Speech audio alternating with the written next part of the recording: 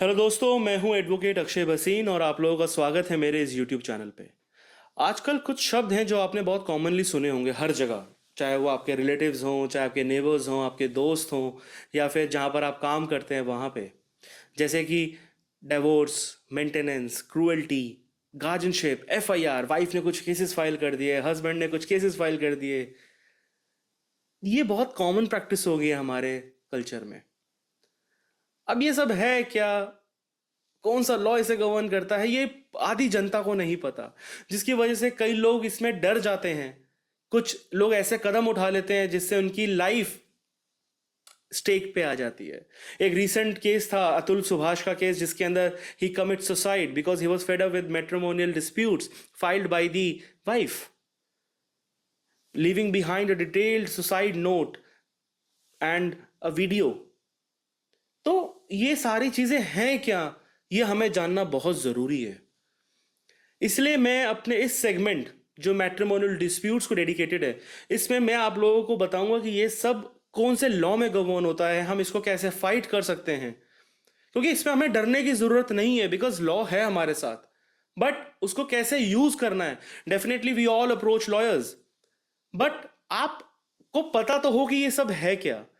So I will discuss all this thing in my this segment matrimonial dispute. और जो आज की video है ये डेडिकेटेड है सिर्फ डाइवोर्स पे, क्योंकि ये सेगमेंट इतना बड़ा है मैट्रिमोनियल डिस्प्यूट, क्योंकि ये एक वीडियो में कवर हो ही नहीं सकता। इसलिए मैं इन सब टॉपिक्स को टॉपिक वाइज टॉपिक एक सिंगल वीडियोस में डिस्कस करूंगा। तो जो आज की वीडियो है ये है डाइवोर्स के ऊपर।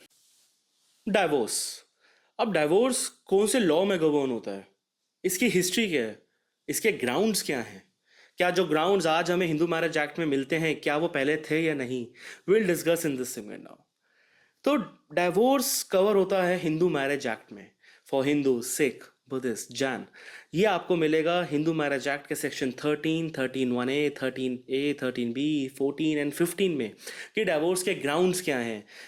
आप अगर डाइवोर्स ले चुके हैं तो आप दोबारा शादी कब कर सकते हैं, म्यूचुअल कंसेंट, ये सब आपको मिलेगा हिंदू मैरिज एक्ट के इन प्रोविजंस में। अब जब हिंदू मैरिज एक्ट आया 1955 में, डेफिनेटली उस समय बहुत सारे प्रोविजंस हमारे इसके अंदर एड ऑन नहीं थे, but with the passage of time yes, इसके अंदर कुछ अमेंडमेंट्स लाए गए, जिसमें से मेजर अमेंडमेंट था मैरिज लॉ अमेंडमेंट एक्ट 1976, जिसके अंदर जो पहले ग्राउंड हुआ करता था जुडिशियल सेपरेशन, उसके अलावा क्रूएल्टी, डिजर्शन, एडल्ट्री, इनको भी ऐड ऑन किया गया और भी कई ग्राउंड्स को ऐड ऑन किया गया। और इसमें जो एक मेजर चेंज था वो था डिवोर्स बाय म्यूचुअल कंसेंट, जो 13(b) में हमें मिलता है, जिसके अंदर दोनों पार्टीज अगर एग्री हैं तो they can file a mutual divorce petition.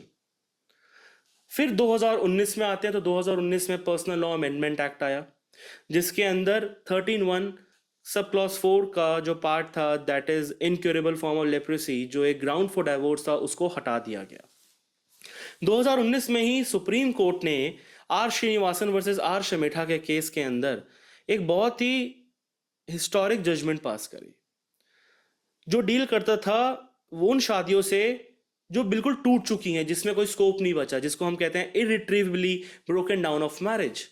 तो सुप्रीम कोर्ट ने इस केस के अंदर अपनी पावर्स अंडर आर्टिकल 142 को इन्वोक करते हुए मैरिज को डिसॉल्व किया था, ये कहते हुए कि अब इस शादी में कोई स्कोप नहीं बचा है। This marriage has broken down irretrievably. तो ये बहुत ही एक हिस्टोरिक स्टेप था सुप्रीम कोर्ट का, जो इस जजमेंट के अंदर आया। तो अब बात करते हैं हम ग्राउंड्स फॉर डाइवोर्स की। अब कुछ ग्राउंड्स ऐसे हैं जो सिर्फ वाइफ के पास अवेलेबल है, कुछ ऐसे ग्राउंड्स हैं जो हस्बैंड एंड वाइफ दोनों के पास अवेलेबल है।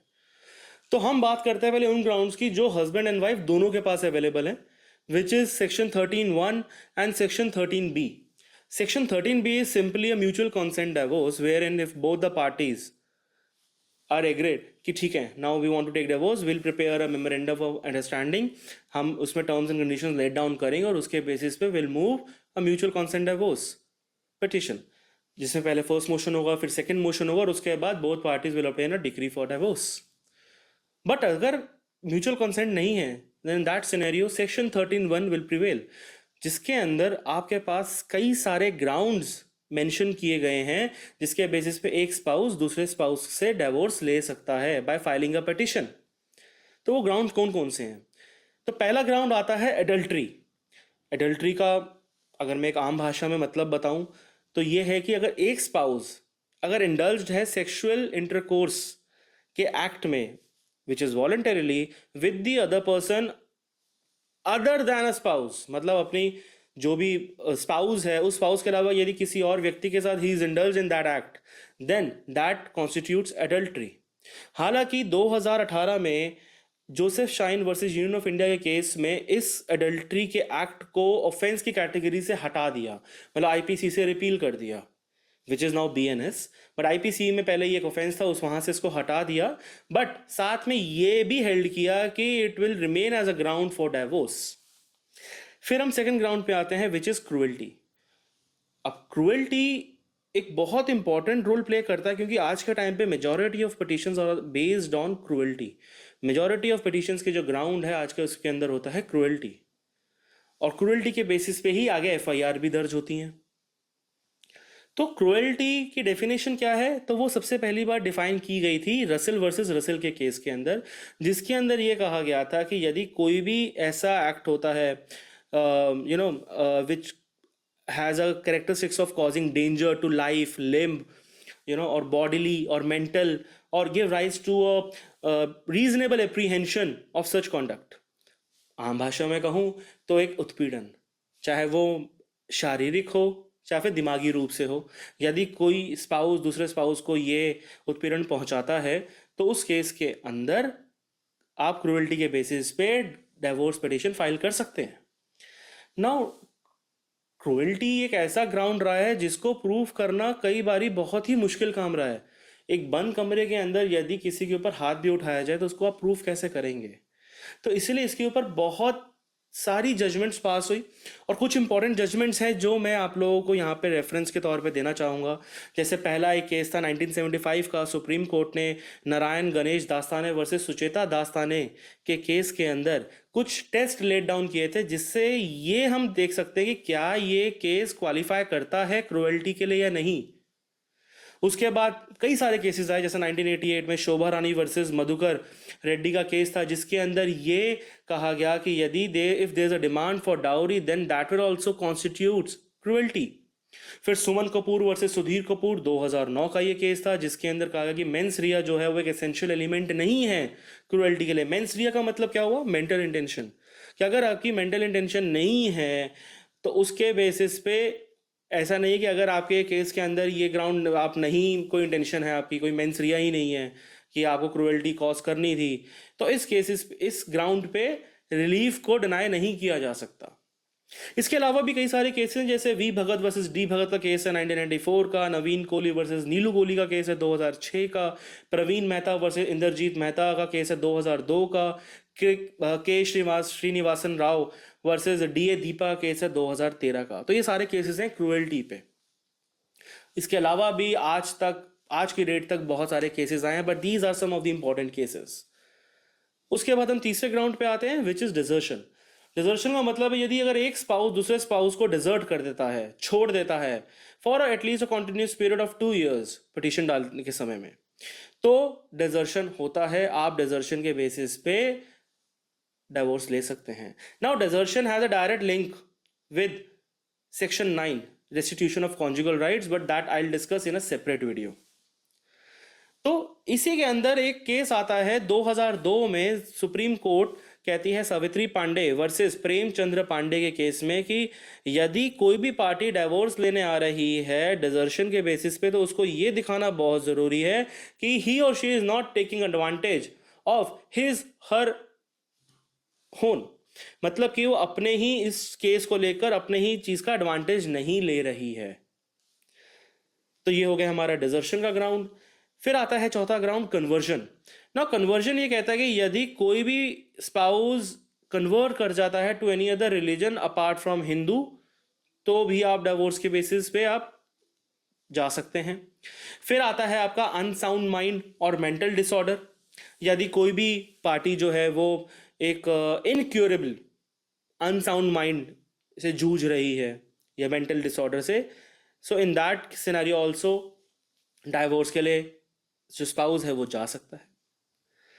1988 के केस में राम नारायण गुप्ता वर्सेस श्रीमती रामेश्वरी गुप्ता का एक केस था, जिसके अंदर ये कहा गया कि हमें जो मेंटल डिसऑर्डर है उसकी डिग्री को जज करना बहुत ज़रूरी है, कि वो जो मेंटल डिसऑर्डर की डिग्री है वो किस लेवल तक की है। उसके बाद एक अगला ग्राउंड आता है आपका वेनेरियल डिजीज का। ये ऐसी डिजीज है जो सेक्सुअल कंडक्ट से कम्युनिकेट होती है एक स्पाउस से दूसरे स्पाउस में। अगर ये ऐसी सिचुएशन है then also you can go for divorce. उसके बाद आता है renunciation of world by entering into religious order. यदि आप अपनी लाइफ को रिनाउंस कर देते हैं कि भाई मैं ये सब छोड़ के धार्मिक एक उसमें पाथ पे जाना चाह रहा हूँ, जिसके अंदर आपने सब कुछ त्याग दिया हो, अपनी life, personal life, financial life, asset, सब कुछ, उसको हम कहते हैं रिनंसिएशन। अगर आप रिनाउंस कर जाते हैं इन that scenario also either of the spouse can go for divorce against दो दैट स्पाउस जो रिनाउंस कर चुकी है अपने आप को। और एक अगला जो आखिरी है वो है प्रिज्यूम डेड। ना प्रिज्यूम डेड हमने कई बार सुना होगा कि यार अगर कोई व्यक्ति 7 साल तक नहीं मिलता तो उसको डेड मान लिया, मतलब मरा हुआ मान लिया जाता है। तो दैट इज प्रिज्यूम डेथ, जो पहले section 108 of Indian evidence act में कवर होता था। अब वो क्योंकि नया एक्ट आ चुका है भारतीय साक्ष्य अधिनियम 2023 में 2023 में, उसके अंदर सेक्शन 111 है 111 सेक्शन, जिसके अंदर ये कहा जाता है यदि कोई व्यक्ति के बारे में कोई खबर नहीं है या फिर हमें नहीं पता वो कहाँ है या उसकी कोई नॉलेज ही नहीं है 7 साल तक, that person will be presumed dead. On the basis of that you can seek divorce. एक मैंने आपको अभी बताया था म्यूचुअल डाइवोर्स के बारे में भी। तो म्यूचुअल डाइवोर्स का जो कैटेगरी है 13B, उसके लिए कुछ इंग्रेडिएंट्स हैं जो हमें फुलफिल करने पड़ेंगे। अब वो इंग्रेडिएंट्स क्या हैं? जैसे कि डेफिनेटली शादी को 1 साल तो हो ही चुका होना चाहिए, बट पार्टीज को भी सेपरेट रहते हुए 1 साल का मिनिमम टाइम पीरियड होना अनिवार्य है। तो पहली चीज़ तो होगी 1 साल का सेपरेशन पीरियड। उसके बाद वो दोनों इकट्ठे नहीं रह सकते हैं। आपकी एक म्यूचुअल एग्रीमेंट आप लोगों का एक तैयार हो गया है जिसके बेसिस पे आप म्यूचुअल डाइवोर्स के लिए जा सकते हैं। बट वो म्यूचुअल डाइवोर्स का तरीका क्या है? देखिए, जो मैंने अभी आपको ग्राउंड्स बताए 13(1) के अंदर, जो मैंने आपको 8 से 9 ग्राउंड्स बताए, उसके अंदर क्या है कि आपको एक स्पाउस जो दूसरे स्पाउस के खिलाफ केस फाइल करना चाहता है वो एक डाइवोर्स का जो एक पिटिशन है वो फाइल करेगा। उसके बेसिस पे proper as per civil procedure code हमारा जो केस है वो ट्रायल होगा। बट अगर म्यूचुअल डाइवोर्स का केस है, इन दैट सिनेरियो एक पार्टी है, आपकी जो हस्बैंड है और जो वाइफ है, दोनों मिलकर एक म्यूचुअल डाइवोर्स की पिटीशन फाइल करेंगे। पहले फाइल होगी फर्स्ट मोशन पिटीशन। पहले ये होता था कि फर्स्ट मोशन पिटीशन होने के बाद we have to wait for 6 months, 6 महीने के बाद हमें जो है सेकेंड मोशन पिटीशन फाइल करनी होती थी और उसके बाद डाइवोर्स की डिग्री हमें मिलती थी। बट 2019 में अमरदीप सिंह वर्सेस हरलीन कौर के केस के अंदर जो ये 6 मंथ्स का वेटिंग पीरियड था, इसको हटा दिया गया। आई नॉट से हटा दिया गया, बट आई विल से कि ये मैंडेटरी पार्ट नहीं है, ये डिक्लेयर कर दिया। तो यदि अगर पार्टीज 1 साल से ज्यादा रह रही हैं अलग, उसके बेसिस पे जब फर्स्ट मोशन हो जाता है उसके बाद हम सेकंड मोशन फाइल करते हैं, हम उसके साथ एक एप्लीकेशन फाइल करते हैं साथ में कि जी ये 6 मंथ्स का जो पीरियड है इसको वेव ऑफ कर दिया जाए, क्योंकि पार्टीज ऑलरेडी 1 साल से ज्यादा अलग रह रही है। अब बात करते हैं हम उस ग्राउंड्स की जो ग्राउंड सिर्फ वाइफ के पास अवेलेबल है। तो दे आर ओनली 3 ग्राउंड्स जो वाइफ के पास अवेलेबल है जिसके बेसिस पे wife can go for divorce, जिसमें से सबसे पहला है बाइगेमी। अगर हस्बैंड ने ऑलरेडी एक और शादी कर ली है तो इन that scenario wife can go for divorce. या फिर हस्बैंड जो है he is proven guilty for rape या फिर बेस्टियलिटी या फिर sodomy, in that scenario also wife can go for divorce.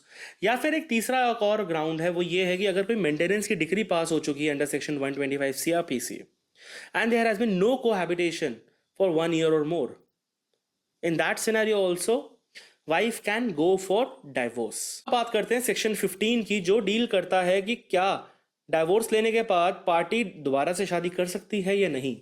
तो यस, शादी कर सकती हैं, बट उसके लिए हमें बस ये चीज़ें देखनी होगी कि पहली चीज़ तो ये है कि क्या कोई राइट ऑफ अपील तो लाई नहीं करता जो डिग्री ऑब्टेन करी है।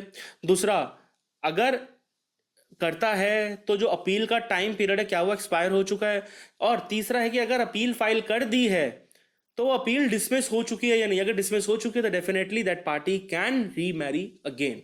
तो ये कुछ क्राइटेरिया है, अगर ये फुलफिल होता है तो डाइवोर्स होने के बाद पार्टी कैन री मैरी।